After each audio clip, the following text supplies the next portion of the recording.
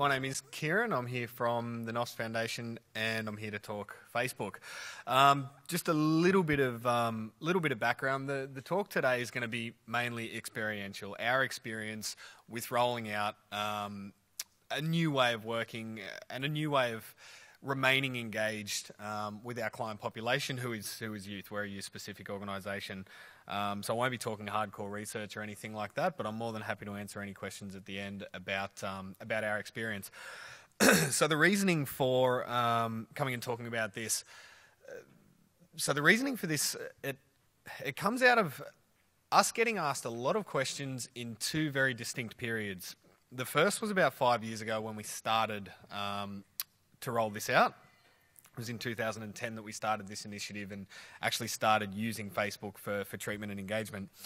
And we were actually really, really surprised by the number of organisations, and particularly youth organisations, who were staying well clear of this. And by that stage, Facebook itself had been around for about 6 or 7 years, and MySpace for about 10 years or 11 years prior to that. And we were really surprised by the fact that a lot of organisations were staying away from it. And anecdotally, what we were picking up was there was a lot of anxiety around the unpredictable nature of it. We're working with teenagers by nature, very unpredictable. We just don't know what they're going to put on there. It has implications for reporting and that sort of thing. And actually what we found was that it was quite easy to predict. Our clients will and do constantly say stupid things on Facebook. I'm often thankful that I grew up in the 90s when I didn't have Facebook, because I remember saying stupid things out of my mouth, and I'm sure if I had Facebook I would have said stupid things there as well. So I'll talk a little bit through our experience using this technology, the considerations that we had to make in terms of reporting and ethics and that sort of thing. But I guess the message that I want to get across is that the success that we've had has been astonishing. We'd hypothesised, and we had a feeling that this would help us, that would help our practice. We had no idea to what extent, and to what extent really, really quickly this worked. So first of all, a little bit of background. The NOS Foundation runs a number of initiatives across the country, or across the eastern side of the country. The biggest one at the time being our PALM residential program. So just a little bit of background on the PALM program, residential treatment program for adolescents, up to 3-month program for significant substance use, comorbid issues, at risk of homelessness, teenage rehab. 13 to 18-year-olds, 16-bed unit in Sydney, and we've also got one in Canberra as well, a 10-bed unit, male and female. It's a holistic treatment model where a harm minimisation based service. There's an abstinence understanding when people are actually in the rehab, but we work under harm minimisation principles. And the PALM program works around the modified principles of a therapeutic community. We don't call ourselves a true TC. In the client population that we're working with kids, we're working with teenagers, and I think we could all guess what would happen if we gave them control of the money and the vehicles, and even the phones. Take various referral services nationwide, private referral, schools, juvenile justice, facts, docs. The focus is on counselling, also on groups, living skills, fitness and recreation, family re-engagement, and therapeutic community principles, mentoring, role modelling, moving through the stages of treatment. It's an up to 3-month model with a 5-year dedicated aftercare program, which we'll refer to as the CALM program. So just a bit of background. PALM stands for the Program for Adolescent Life Management, and CALM stands for Continuing Adolescent Life Management, because we work in this sector and we love acronyms. Now, 5-year dedicated aftercare program. This came in around about the time that I'll be referring to now, when we brought in Facebook. So, first of all, why aftercare? We knew it was always a widely accepted view that a meaningful aftercare program is integral in sustained outcomes. Interestingly, there wasn't much research at all around youth populations, so we had to rely on what was there for adults. And what we found, and what the evidence would indicate, is that a combination of high-intensity treatment, low-intensity aftercare showed reductions in substance use, and also a greater this refers to a greater attendance or a greater engagement within the first 3 months post-residential treatment, led to better successes or more days of abstinence during the following period. So this is why we created the CALM program, and I'll talk about the limitations that we had, basically doing all of our aftercare in-house, with a worker dedicated here and there, but I'll talk about some of those limitations. So the CALM program, brought in 2009, was our dedicated continuing care program. 3 dedicated staff in a separate space, just up the road, but a separate space, involving a manager, a counsellor and a case manager. Engagement begins with the current PALM clients. Within their first couple of weeks, the CALM staff will engage.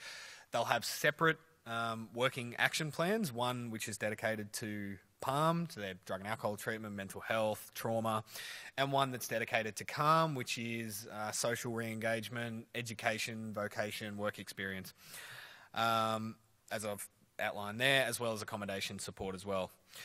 And we received funding for being able to support former PALM clients for up to 3 years and up to 5 years if we could demonstrate a comorbid condition. What we have found, though, that now it's been going for 6 or 7 years, is that we never turn anyone away. So we still work with clients from years and years and years ago. We'll always find a way. We'll always make it happen. In looking at our aftercare models, the first hurdle we had to get across was the belief that had sort of become ingrained in the fabric that this is just the way things are done and this is the way we've always done stuff. And we really had to change our view on that idea that it's actually a very dangerous sentence, that, well, that's just the way we've always done stuff. Because what we were doing was aftercare. What we weren't doing was meaningful aftercare. So some of the research that we found was around treatment matching, that actually matching a client's preference for aftercare, so for the type of aftercare, be it face-to-face, over the phone, online, showed significantly improved outcomes, and also making the aftercare attractive and actually fitted to the client population. And our client population is teenagers. So attractive and fitted aftercare services should be offered as an integrated part of various treatment modalities. So, the limitations that I was talking about, pre-2010, the primary contact, aftercare contact, was in-house at PALM, mainly via phone calls and the odd sporadic home visit. It would be done by a dedicated aftercare staff, who was actually one of the PALM staff, one of our alcohol and other drug workers, who would be set aside 1 shift per week to get set up at a desk. The counsellors and the clinical staff would email through a hit list of recent clients and clients who they may have heard on the grapevine might be struggling. We'd have a spreadsheet with phone numbers and addresses if we had them, emails, and they just try and call. The difficulties we had was that if any incidents, any critical incidents happened, if it all hit the fan, then that person would inevitably be taken off their aftercare shift and back onto the floor to manage this.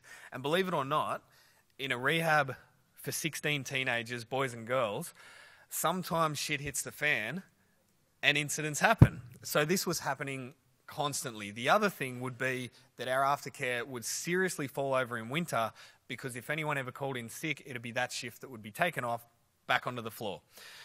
So as I said, we were doing aftercare, we weren't doing meaningful aftercare. Some of the other limitations, the client's access to NOFs, just getting to us. We work with a largely Sydney population, but we do have a significant cohort from Greater New South Wales, as well as all over the place. We take referrals from Queensland, from Tasmania, had some referrals from Africa, quite a few from New Zealand. So their access to us was difficult, our access to them, obviously. The way we were doing things was incredibly resource intensive. You can only make 1 phone call at a time. What we were finding was that our clients were changing their phone numbers up to 4 or 5 times a year, would occasionally have difficulties with mood management and smash their phones. And yeah, the nature of those sort of ever-changing details. So we were just losing kids. So we had to start thinking, okay, we've got Calm now, we've got this dedicated aftercare program, we're still having these difficulties that we just can't get onto these kids. And this was also coming into that generation where nobody's got a home phone either. So we thought, well, what can we do if we know that we need to make it fitted, we need to make it attractive, we need to make it appropriate, we need to get online. And this was at a time where Facebook had, I suppose, begun overtaking things like MySpace, and Bebo was the other big one at the time. So we thought we've got to hit Facebook. Initially, it was developed as a tool just for that purpose, to keep in contact with the clients post-residential treatment, so post-PALM. We had quite a number of discussion panels, we called them discussion panels, meetings with all of us to try and figure out how we're going to do this. And we always tried to involve young people themselves.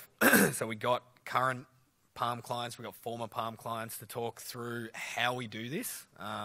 If, you know, this is what we're thinking about, but we don't just want to be a service who you see that friend request pop up and it stays in your friend request thing for months and months. How do we make it attractive? How can we get you to say yes and actually engage with us on Facebook? Excuse me. We had to talk through the privacy implications, obviously, how we kept things confidential in terms of open groups, closed groups, what our settings on Facebook would be like, what our statuses would be, how we could maintain the young people's confidentiality. One, because they'd been engaged in drug and alcohol treatment. They might not want people to know that. And two, again, because we're working with kids and we're working with 13, 14-year-olds. Ethical implications, we spent a long time talking through. We got our board involved, who got members with legal backgrounds, with clinical backgrounds, research backgrounds. We had to look at things like reporting, what happens if somebody puts something on Facebook that is reportable or of a reportable nature. And again, the difference between, you know, what if a kid puts on Facebook, you know, who wants to buy drugs? I've got drugs on me now, versus what if they tell us in person and that sort of thing. We had to look at access, so who has access, who has privileges to what, who has logins, which staff, and also we had to develop some clear policies around this. So the pilot, we piloted after all those discussions and we came up with all these solutions, we piloted Facebook at the Calm Sydney program. So it was initially rolled out as a Calm page. So Calm Sydney had the NOFS logo, had links to Palm, but no specific links on the page. So the page went live on a Friday afternoon and we'd sent out a whole bunch of friend requests. By the Monday afternoon, 53 new friend requests had been accepted. So that was just over the first weekend.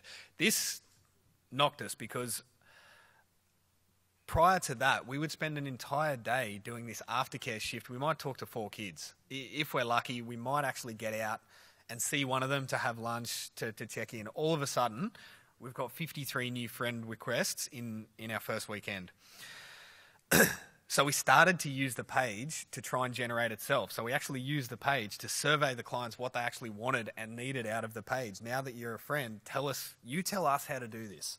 You know, we've got the expertise in drug and alcohol treatment, but you tell us what you want to see. You tell us what you want out of this page, because we need to know what you guys want. And we also developed linkages initially to other supports and other pages.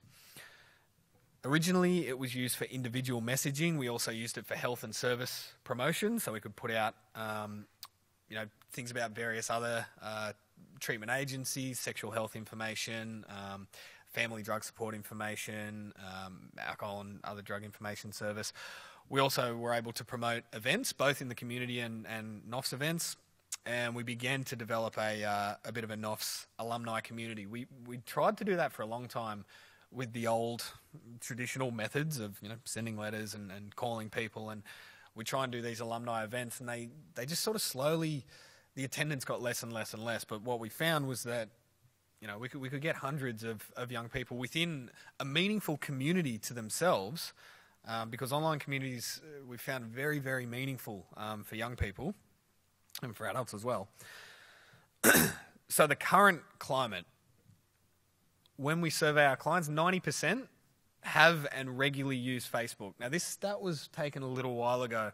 I would say it's higher now, but we do get a surprising proportion of young people who actually don't have Facebook, who don't want Facebook for a variety of different reasons, whether it's they would choose that anyway or whether it's the current lifestyle that they're engaging in. Currently, and this was of a couple of months ago, 430 friends on the Calm Facebook page, approximately 90 new friends each year. 90% of the clients who go through Palm add us as a friend. Now, this is taking into account that we're working with teenagers. We're also working with an increasing population who are coming in as with ice as their number one drug. So what we're finding is our population's getting a lot more transient, a lot more homelessness, a lot more young people who are disengaged with their family due to the acute nature that everything seems to happen with ice. So in terms of that figure there, the 90% of clients who go through Palm add us as friends, this is from the clients who stay with us for up to 3 months, who form really, really close bonds and attachments and, feel that whole Palm family kind of thing, down to clients who stay for an afternoon and who are completely motivated by external factors to come in and who take off. So even what we found, the young people who only stick around with us for, say, a week and who might just not be ready for residential treatment at the moment, still friend us, there's still a meaningful connection, and they actually still drop us a line occasionally. We've now rolled it out to pretty much all our programs, and they're all now using individual program pages, and we've begun having a look at the implementation of a like page, which doesn't actually have a friend component or a membership component. It's just a page that you like for information and that sort of thing. The focus still remains on client engagement, though. That's the key thing that we're doing. And we can use it to then get the face-to-face engagement going, but it's so much more efficient that we can put out mass stuff, but it's so much quicker if we can put out individual messages to targeted people and they get to see it in real time. We're now looking at a growing focus on e-counselling, brief motivational interviewing through online mechanisms. Follow-up assessments. So the NOS Foundation has always worked very, very closely with academic institutions, mainly the University of New South Wales. And we've always done very robust follow-up assessments so we can have a look at our comparative data. The difficulty was our post-treatment assessment, which is arguably the most important because that gives us our comparative data. It was very, very difficult to get decent numbers of these assessments because we're forever just trying to get a hold of the kid, and when we can, do you have 20 minutes to sit down and do this follow-up assessment? And it was creating difficulties. Facebook, we ended up getting a lot more through that, so there's research implications there and also implications for service coordination. So some of the benefits I've already spoken about most of them. So for the individual, there's an ease of access. It's a great initial point of contact. They're using Facebook so much anyway, so there's nothing foreign about it. It's more foreign, we've found, for a lot of our young people to answer a phone call than it is to jump on Facebook. Staff are able to respond to young people in real time. I say real time, we're not a 24-hour, we don't have staff 24 hours a day manning Facebook. It's generally an office hours sort of thing, but the shifts tend to stagger, so it's sort of probably 7 a.m. till about 7 p.m. is someone looking at it, but at least we can come in the following morning and all the messages are there. Great for young people keeping appointments, especially with the increasing nature of ice that we're having coming through our programs. We know that the planning centre for the brain is hampered through methamphetamine withdrawal. So we're actually finding an increasing number of young people forgetting to go to appointments and finding real difficulties in that planning. So we can just drop reminders. It's informal and it's non-invasive. The other benefit that we've found is the young people's access to it, that when we had a look at phone contracts, particularly targeted at teenagers, a lot would have capped calling and capped messaging and prepaid and that sort of thing, but unlimited social media. And I'm not 100% sure if that's still a trend, but certainly a couple of years ago, it was a trend that you could get this phone plan, prepaid phone plan, but would have unlimited Facebook, which was awesome for us. So benefits for the community, we can raise awareness of trending topics and even thinking about the implications of what Cameron was talking about then, about, we've sent things through that we've got around, dangerous batches of drugs coming through, dangerous batches of pills. We can obviously use it to promote our service and new initiatives that we're doing to target our young people. We're reaching far greater numbers of young people, which I've spoken about.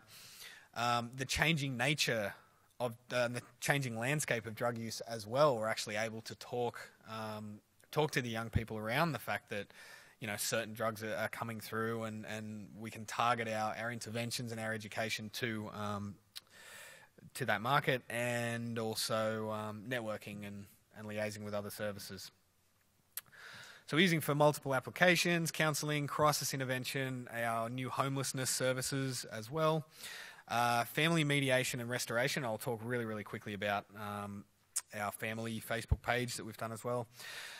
It's a forum for clients to share success and achievements, and that's one of the great things that we've found out about it, that with permission, of course, and if we maintain anonymity, we can put up poetry, we can put up art, we can put up MP3s of songs and raps that people have written, artworks, Indigenous artwork. So it's fantastic for that, and there's a real sense of ownership there, that it's not just another rap or it's not just another poem on YouTube, it's someone else who's gone through NOFs. So there's a real connection there. And we can also use it in terms of education, cyber safety, and just education about social media. It's a bit ironic using Facebook to talk about the dangers of Facebook, but it's amazing how much our young people just don't realise and don't have that appreciation for the fact that what goes on Facebook belongs to Facebook forever. The challenges I've spoken a little bit about, obviously privacy, confidentiality, what the clients post. Treatment workers being expected to become spies. We've had the odd juvenile justice officer or the odd police officer who, and I'm certainly not talking the majority here, but who have suggested that it might be a good way for us to let them know what a kid's up to, where they're posting from, what they're posting, who seems to be commenting on whose pictures, and who's hanging out with who, and also inactivity clients who maybe change Facebook pages, similar to changing phone numbers. But we've seemed to mitigate these challenges quite well. The inactivity ones, it's a lot easier to find the young person a new Facebook page than it is to get a new phone number. And a couple of really quick case examples, some real world stuff. Supporting a client, making appointments in a real time manner. We had a client who was very, very well known to JJ on very strict conditions, who had an appointment to go to court. He smashed his phone, couldn't get there, so he actually dropped us a line on Facebook. He'd already left, we had nothing to do with this, but he dropped us a line on Facebook saying, I'm stressing out, I've slept in, I've got to go to court, I'm going to get breached and I'm going to get locked up if I don't turn up today. We were able to get in contact with juvenile justice, who were able to get in contact with the court, and it all worked out for him. Suicide poetry as well. We had one example where a young person actually dropped a poem which he'd written. It was an incredible piece of poetry. At about 4 a.m, he was an ex-Palm kid, and he was quite young, he was about 15 at the time. History of depression, history of anxiety, self-harm, suicide attempts. Now, the poem wasn't explicitly, I'm going to commit suicide, but it was very towards that direction in nature. He'd posted it at, it was like 4:15 a.m. or something like that. He stated that he'd been on ice the whole night. But just the fact that he put it on our Facebook page, we were able to get in the next morning, try to get in touch with him. We couldn't do that. We got in touch with his school. We ended up getting in touch with his mum. And it all worked out. Everything got coordinated. And he was okay, and he's still doing okay now. So just a couple of those sort of examples of what can come up, and how working in this kind of way has really, really benefited us. So the evolution within NOFs, the Palm Sydney Family Support page, and I'm aware of the time. Because it was so successful in our Calm page for the young people, we thought, what can we offer the parents? What can we offer family members as a way to support them as well? Because we're now moving into a generation where our clients' parents are very technology savvy. A lot of our clients' parents now don't have home phone numbers either, and a lot are on Facebook. I mean, my mum's on Facebook. I don't think she's very good at it, but it's such a common thing. So we thought, well, let's set up a Palm Sydney family page. The clearest rule that we had on it was no kids on the family page and no family members on the kids page. So we kept it very separate. And it's been for us a forum for support, for advice, for discussion, for education. Currently we have about 100 friends on that page, but we're constantly increasing those numbers. And as I said, our clients' family members are shown to be very social media literate. We then rolled out Facebook across all of our other initiatives, so our CALM program in the ACT and our Street University in Liverpool in 2011 and the rest there, and our NOFS Queensland initiative, which has now been up and running for nearly 12 months. We've got 3 offices and 3 street universities up here, and our manager Russell's here in the audience if anyone wants to introduce themselves. But we rolled out Facebook late last year for our Queensland site.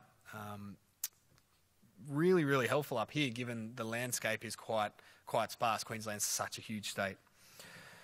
So the scope for the future, further developments in treatment. We're looking at further counselling.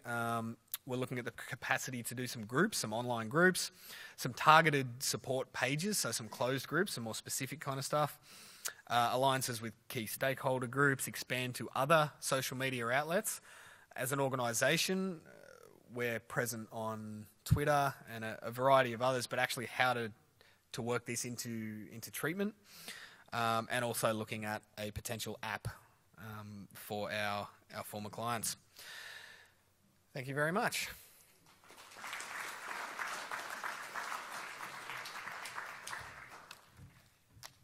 Was there any questions for Kieran? Yep.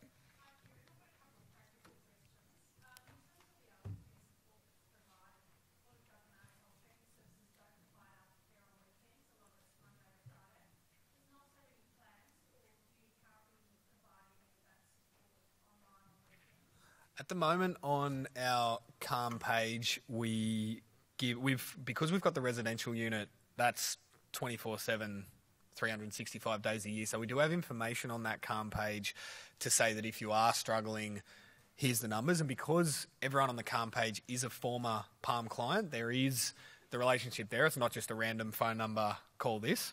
It has happened. But yeah, we are looking at how to get around the out of office, the out of hours kind of stuff. So potentially having a CALM worker having a look at the Facebook page over the weekend. Of course, the difficulty is it's residential. It's so busy that the staff are they've got their hands full with the kids in house. But it's definitely something that we could look at.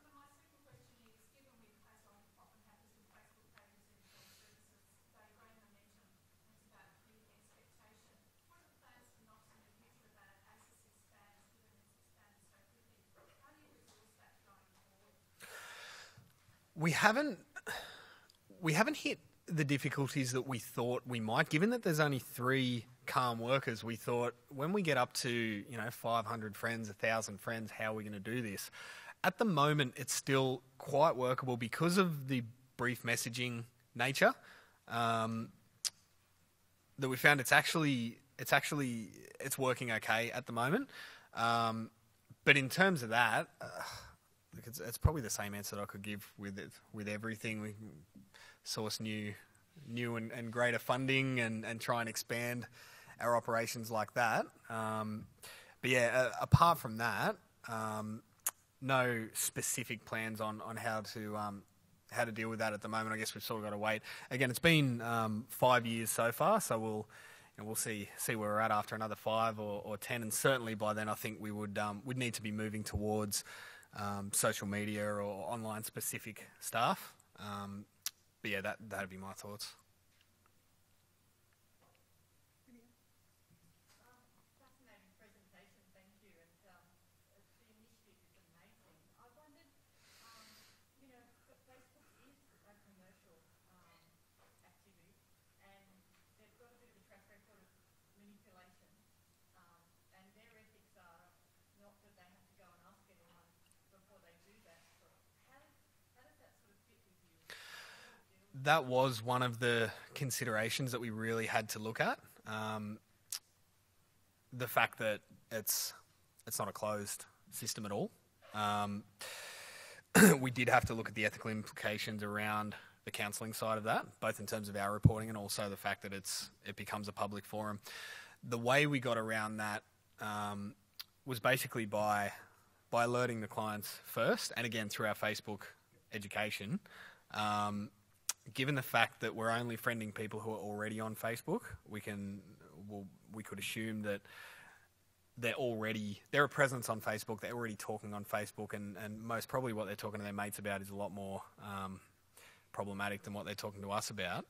But it was kind of one of those things that we did sort of think about, and once we started to get stuck into all the what ifs, we almost needed to take a step back and go, you know what, we need to do this. We need to find ways to do this rather than, there were plenty of reasons for us not to.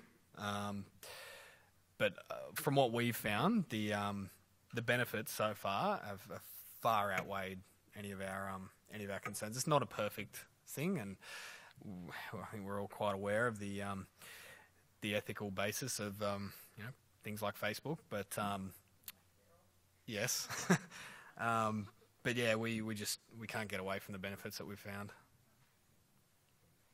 Well, thank you, Kieran. Very interesting to hear how across the lifespan we're targeting in on where young people are, particularly Facebook, even though my mum's on it as well. It's scary, isn't it? Join me in thanking Kieran. Thank you. Thank you. Thank you very much.